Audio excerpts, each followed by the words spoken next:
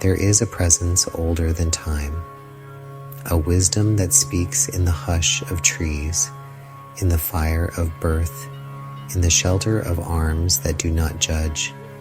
It is the Mother Spirit, the divine feminine, the one who breathes life into form and holds creation through cycles of death and renewal. And she is not found in only one faith. She is in all of them. She is the light behind the stars, the voice in the womb of silence, and the essence in every healing plant we touch. Today's message is about her and about how her love lives in the earth itself, in the herbs, in the oils, in the living green that surrounds us. We are here to remember that the divine feminine is not an idea. She is an energy, a healer, a presence, and her medicine is still with us. In the Gnostic tradition, she is Sophia, holy wisdom, not a passive mother, but a force of awakening. She is the one who descended into matter to birth the soul's remembrance.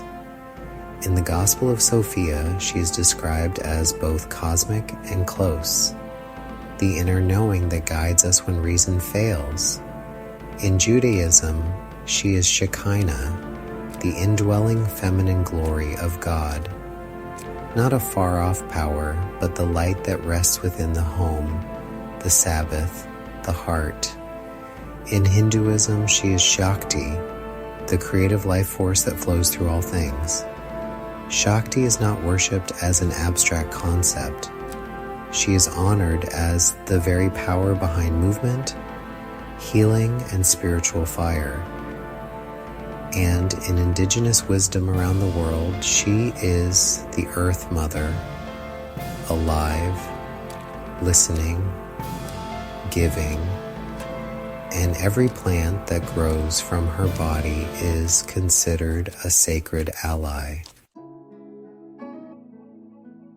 So when we talk about spiritual herbalism, we are not speaking of superstition. We are speaking of communion, of partnership with the living extension of the divine feminine, of working with the green medicines that have always been here to protect and guide us. There are herbs that comfort, herbs that guard, herbs that awaken intuition. They are not just plants. They are the voice of the mother made touchable. You can grow them in your yard, in pots by your window, or carry them in a small bundle close to your chest. Rosemary has long been called the herb of remembrance. It protects the mind, clears the air, and wards off unwanted energies. In ancient Greece, students wore rosemary in their hair during exams to sharpen memory. In Catholic ritual, it was used to bless holy water. In folk magic, it is burned to cleanse sacred space. Mugwort is the herb of dreams.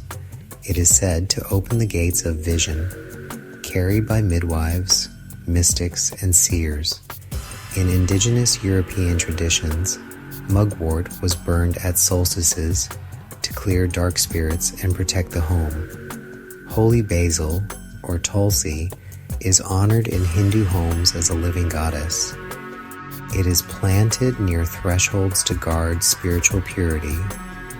It calms the nervous system and is believed to carry the vibration of love itself. Yarrow, known for its protective field, was used on battlefields to stop wounds and in rituals to create psychic shields. Its white flowers are shaped like small umbrellas, like guardians that hover above the soul. These herbs, like the divine feminine, are not loud. They do not force. They soothe, surround, and hold. They work gently but deeply. They ask us to slow down, to listen, to remember the sacredness of our bodies, our space, our path. You don't need a degree in botany to work with them. You need only reverence, a sprig of rosemary in your bath, a mugwort bundle hung above your bed, a drop of lavender on your palms before prayer. These are not decorations. These are ceremonies. And when you perform them with intention, you are not only honoring the herbs, you are reconnecting with the Divine Mother who gave them to you. Let this be your return.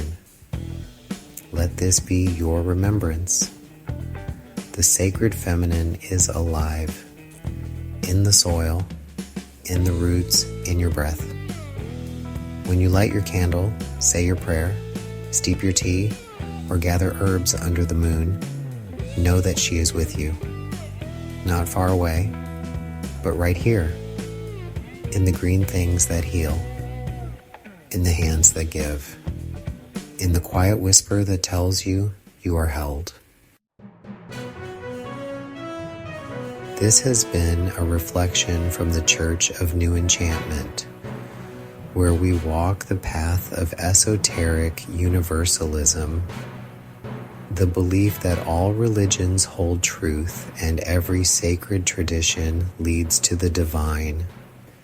With reverence and warmth, thank you for walking with me today.